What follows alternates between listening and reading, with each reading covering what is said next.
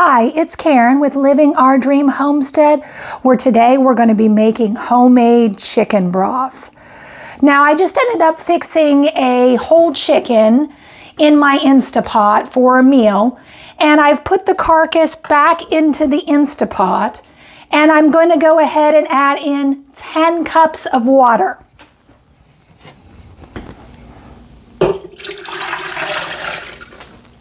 So that was 2 cups.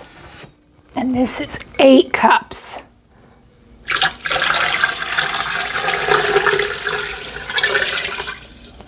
Okay.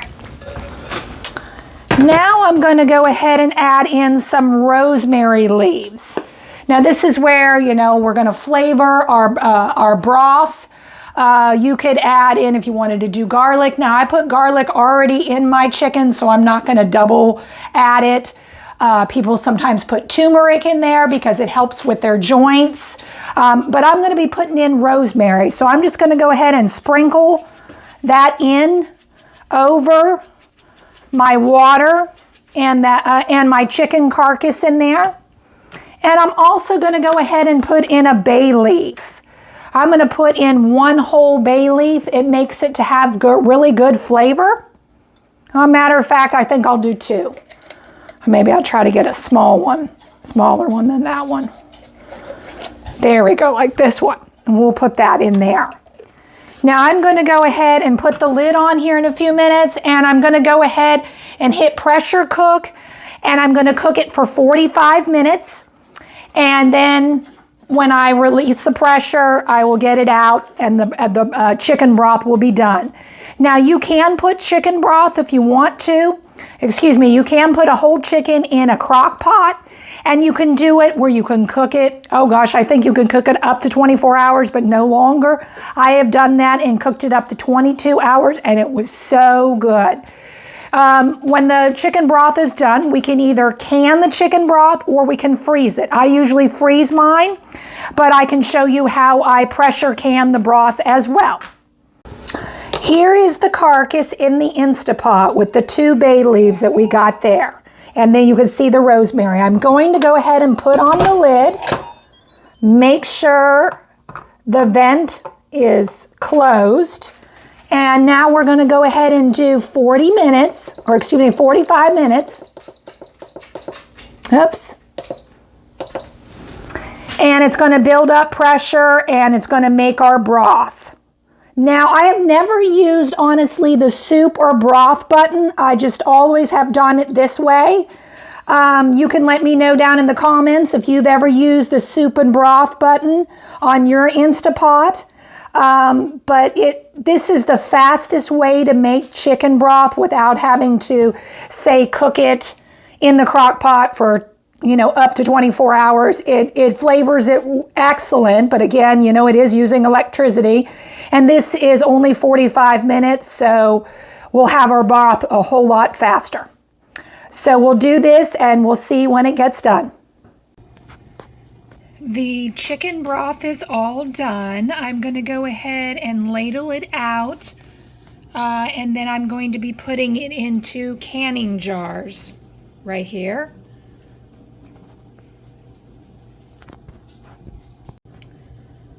I put a sieve over the jar so that I could pour the broth in there and it could catch the big chunks, if a piece of meat or something comes, and that way it won't go down into the nice broth.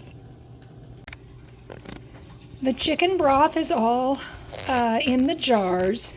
I'm going to be now letting it cool maybe no more than 25 minutes.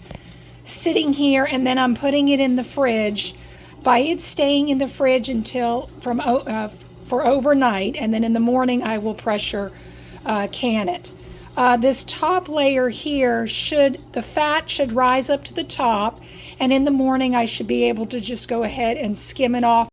After skimming off the fat, we need to make sure that we leave 1-inch headspace here in the jar. That would be about right here to that rim. And make sure to go ahead and wipe all the way around because there's any fat, and also your seals. Here's what I was talking about. You can see the water line. I don't know if you can on the camera, but it's just barely covering up the jar. Now, if you accidentally put in more water, it will just take a longer time to have everything boil to build up pressure. Some of the extra water, if you've put in there, may come up and leak a little bit out of the canner.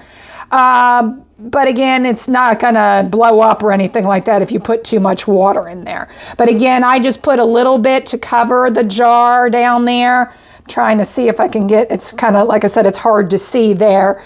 I'm going to go ahead and put on the lid now. And again, it's 10 pounds of pressure for 20 minutes once the little red thing here pops up saying pressure has built. And then the chicken broth should be done. It just started to jiggle, so that is when we set our timer. So our timer needs to be for 20 minutes. And that, again, that was 10 pounds of pressure for 20 minutes for pints. Now, please look at your canning book. Everybody's canner is different, and it may require, different pounds of pressure depending on where you live because of your altitude. So please look into that before canning this recipe. So we'll do this for 20 minutes and then I will turn it off and I'll let it the pressure cool down, and then the chicken broth will be done. Hi, I'm back. And the chicken broth is all done. I would pick it up to show you, but like I said, it is burning hot. I just got it out of the pressure canner. It is totally normal to see some settlement at the bottom of your jar, like inside. That is normal. All of mine sealed, so that's good. They should be able to last on the shelf for at least a year. If you had one that didn't seal, you would have to store it in your refrigerator for a couple of days and use it, within a couple of days. But everything here seemed to turn out pretty good. If you ended up freezing your broth, you would again had to leave the 1-inch head space, and you would have to put it in a special jar that's for canning and freezing. Not all canning jars are for freezing as well. So you need to look on the package and make sure. And then you could freeze it up to, I do believe, 6 months, and that works out well as well. Thank you for watching. This was Karen with Living Our Dream Homestead. I hope you have a good day.